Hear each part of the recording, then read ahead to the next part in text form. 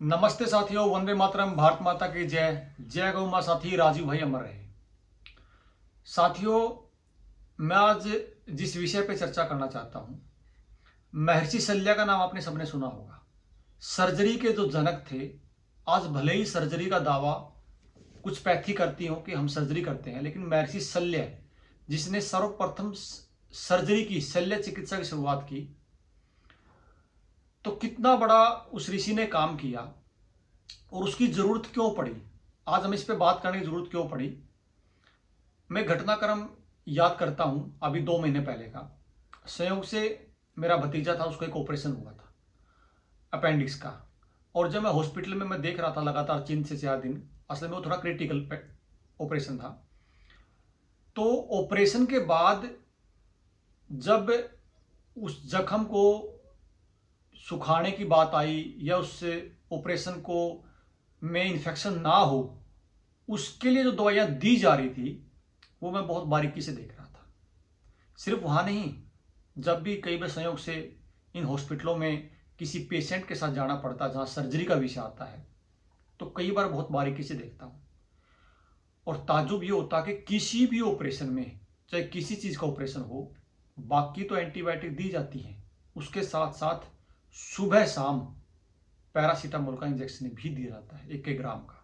और आप कई बार ध्यान से देखना, जब भी कोई ऑपरेशन होगा तो साथ में एंटीबायोटिक दवाइयों के साथ साथ में पैरासीटामोल भी सुबह शाम देंगे। तो मैंने उनसे निवेदन किया कि जी चलो, एंटीबायोटिक तो आप दे रहे हो, हर बार मैं निवेदन करता हूं, आप हाथ जोड़ के निवेदन कि पैरासीटामोल मत दीजिए। उसने कहा जी पॉसिबिलिटी नहीं है, ये हमें देना पड़ेगा। मैंने कहा क्यों देना पड़ेगा, ये तो नहीं पता, लेकिन ये नियम है कि बुखार ना आ जाए कहीं या बाकी चीज़ों में काम करता। मैंने कहा जी इसका तो नुकसान बहुत ज़्यादा है पैरासीटामोल। तो मैं ये कहूँ कि ऐसा कई बार पढ़ने में भी आया, सुनने में भी आया है कि ये तो सबसे दुनिया की सबसे खतरनाक दवाई है। लेकिन हम वहां पे चाह के भी कुछ नहीं कर पाते। और चाहे बच्चा हो चाहे बड़ा हो, पैरासीटामोल का इंजेक्शन या एंटीबायोटिक सबको दी जाती है। वहां से आने के बाद मैं कुछ वैद्यों से मिला और मैंने इस पे ये देखा कि जब प्राचीन समय में जब शल्य चिकित्सा होती थी, तो ऐसी क्या चीज थी जो जख्म को भरने में काम करती थी। या उस समय तो एंटीबायोटिक नहीं थे, पैरासीटामोल नहीं थी। तो मैंने ताज्जुब ये हुआ कि आज भी भारत में कुछ आयुर्वेद के ऐसे सर्जन हैं जो ऑपरेशन के बाद एंटीबायोटिक यूज नहीं करते। आप पैरासीटामोल तो छोड़ दीजिए, आज भी कुछ सर्जन ऐसे आयुर्वेद के हैं, बीएमएस एमडी, जो ऑपरेशन के दौरान एक भी एलोपैथी यूज नहीं करते। उसी कड़ी में मैं उस किसी बीएमएस डॉक्टर के पास बैठा था, मेरा साथी था, तो उसने मुझे जो बताया, मैं उसको आपको जो दिखाने जा रहा हूं, जात्यादिघृत। मैं जात्यादिघृत के बारे में उसने मुझे बताया कि जो सबसे ज्यादा जो जख्म, कोई भी जो घाव है वो भरने में आयुर्वेद में जो पुराना टाइम में जो रोल रहा, वो जात्यादिघृत जिसको मलहम के रूप में बनाते हैं, सबसे बड़ा योगदान उसका है। उसने ताज्जुब मुझे जब वो उसने मुझे एक बात बताई कि मैं जब स्टार्टिंग में जब मैं प्रैक्टिस करता था, तो कोई साथी कोई बच्चा आया था, उसको 4 5 स्टिच टांके लगे थे कहीं पे, मैंने वो भर दिए। उसके परिवार वाले माने नहीं कि जी हमारे बच्चों को टांके लगाओ। उसने कहा, मैंने टांके लगाने के बाद जात्यादिघृत की पट्टी कर दी। और मैंने जब अगले दिन देखा तो जो जो स्टिच लगे हुए थे, जो टांके लगे हुए थे, वो बाहर निकल गए थे। मतलब जात्यादिघृत ने उन जो स्टिचेस थी उनको भी बाहर साइड में कर दिया था, उस जख्म को स्टिचेस से जल्दी भरने का काम किया। उसने कहा, मैं हैरान रह गया कि उसके बाद मैंने जीवन में कभी भी टांके नहीं लगाए, कितने बड़ा जख्म हो। तो साथियों, कितनी बड़ी विद्या इस आयुर्वेद के पास थी। जात्यादिघृत के रूप में कितना बड़ा, मतलब घाव भरने में, किसी चीज का घाव हो, इतनी गजब मलहम आयुर्वेद में दी है कि बहुत सारे डॉक्टर तो अगर चाहें, सिर्फ मामूली जात्यादिघृत से भी, मामूली तो छोड़ दीजिए, बड़े बड़े घाव जो हैं वो भी आसानी से भर सकते हैं। तो साथियों, मैं निवेदन करता हूं, अगर किसी के घर में, परिवार में, परमात्मा ना करे, इस तरह कोई घाव या जख्म हो जाए बच्चों को या बड़ों को भी, तो आप कोशिश करना कि एंटीबायोटिक और पैरासीटामोल जैसे भयंकर दवाई ना लेके या स्टिचेज ना लेके, क्योंकि स्टिचेज के बाद निशान भी पड़ते हैं, आप जात्यादि मलहम का प्रयोग कर सकते हैं। इसका हर शास्त्र में जिक्र है। मैं आपको इसके बारे में थोड़ा सा ब्रीफ करूंगा। कोई साथी घर पे बनाना चाहे तो इसको आराम से बना सकता, कोई बड़ा विषय नहीं है। लिख भी लीजिए और सुन भी लीजिए। इसमें जात्यादिघृत का असल में प्रयोग कम क्यों हुआ? प्रयोग कम इसलिए हुआ क्योंकि ये बनता है देसी गाय के घी में। और जितनी फार्मेसियां बची हैं गाय किसी के पास है नहीं, तो इसलिए घृत पे काम करना छोड़ दिया। आयुर्वेद में 85 तरह के घृत हैं, मेडिकेटेड घृत, जो अपने आप में एक घृत जो है अपने आप में एक दो दो पांच पांच बीमारी को ठीक करने का मादा रखता है। लेकिन फार्मेसियों में आयुर्वेद गाय बची नहीं, और गाय के बिना ये घृत बचे नहीं, बनते हैं तो किसी काम के नहीं है। तो इसलिए घी पे काम करना बहुत कम हो गया। घी से बनी दवाइयों का बाजार में आना भी बहुत कम हो गया, और उनका प्रभाव भी बहुत ज्यादा कम हो गया, क्योंकि मेन जो कारण था, मेन चीज जो थी दवाई बनाने में, वो गाय का घी यूज होना था, जो देसी गाय का घी, जो किसी कंपनी, किसी बहुत कम नामात्र फार्मेसियों छोड़ के कोई यूज नहीं करती।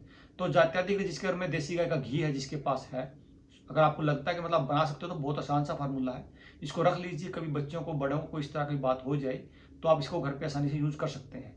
इसमें जो चीज जो इसमें इस्तेमाल होती हैं, चमेली के पत्ते हैं, नीम के पत्ते हैं, परवल के पत्ते हैं, हल्दी है, दारू हल्दी है, कुटकी है, मंजिष्ठा है, मुलेठी है, मोम है, करंजगिरी है, खस है, अनंतमूल और तूतिया। ये सारे समान भाग में लेने हैं। चाहे आप इसको 10-10 ग्राम ले लीजिए, ये मान लीजिए आपने 10-10 ग्राम को सबको ले लिया, सबका समान भाग लेके आपने इसको कूट लेना है थोड़ा सा पानी मिला के, और कलक से 4 गुना घृत। मान लिया आपने 10-10 ग्राम सारी चीज ली, ये सारी मिलके 100 ग्राम होगी, तो 4 गुना 400 ग्राम घृत हो गया, और घृत से 4 गुना जल पानी डालना है। घृत से 4 गुना जल कितना हो गया? 1600 ग्राम पानी हो गया। ये सब चीज डाल को आपने पकने के लिए रख देना है।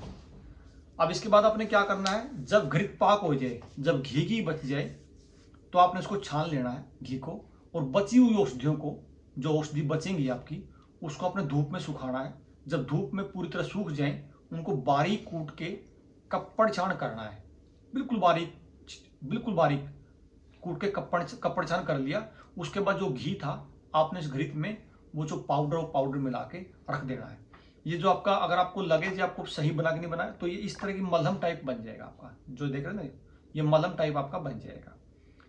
तो ये जब भी आपके घर पे या बच्चों को, बड़ों, जब भी कोई जख्म हो, या जैसे मान लीजिए आजकल कई बार गैंग्रीन के जख्म होते हैं, कई बार शुगर पेशेंट के जख्म होते हैं, बहुत ज्यादा, बहुत हद तक ये लाभ करेगा। जो उपयोग बताया आयुर्वेद में इसका, वो सुन लीजिए कहाँ कहाँ इसका उपयोग होगा।